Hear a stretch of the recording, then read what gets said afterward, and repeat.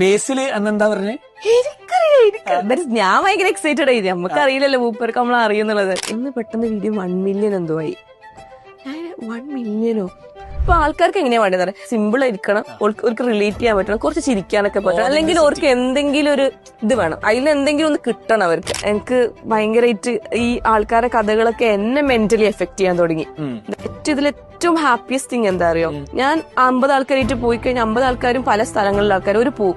പക്ഷെ ഇപ്പോഴും ഈ എൻ്റെ ഒരു ട്രിപ്പിൽ വന്ന ഒരു 4 പേര് അവരിപ്പോ ഒരു ഇവന്റ് കമ്പനി സ്റ്റാർട്ട് ചെയ്തിട്ടുണ്ട്. ഒരു പരിചയമില്ലാണ്ട് വന്ന ആ ട്രിപ്പിലുള്ള പരിചയത്തിൽ അവർ കമ്പനിയായിട്ട് ഒരു ഇവന്റ് കമ്പനിയുടെ കാലിക്കറ്റ് സ്റ്റാർട്ട് ചെയ്തിട്ടുണ്ട്. അങ്ങനെ കുറെ ആൾക്കാരുണ്ട്. പറഞ്ഞ് ഞാൻ ആൾ ഡിവോഴ്സ് ചെയ്യാണ്, മോള് ദുബായിൽ എന്തോണം ഒറ്റക്കാണ് താമസിക്കുന്നത്. എനിക്ക് എന്ത് സങ്കടം ഉണ്ടെങ്കിൽ എന്ത് സന്തോഷം ഉണ്ടെങ്കിൽ ഞാൻ ഫസ്റ്റ് ഇവളെ വിളിക്കുക. ആ ട്രിപ്പില്ലായിരുന്നെങ്കിൽ എനിക്ക് ഇങ്ങനെ ഒരു ഫ്രണ്ട് ഉണ്ടാവില്ലായിരുന്നു എന്ന് പറഞ്ഞ്.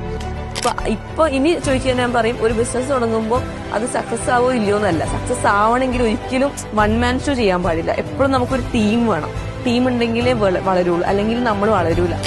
ബിസിനസ് ആയിട്ടോ ഓൾറെഡി കുറെ എണ്ണം തുടങ്ങാൻ ആഗ്രഹമല്ലേ? വീക്ക്ലി 4 days വർക്ക് ചെയ്തോണ്ട് വർക്ക് വീക്ക് ആട്ടോ. അപ്പം അടുത്ത എന്താ, ക്ലിനിക്കാണോ? What is next?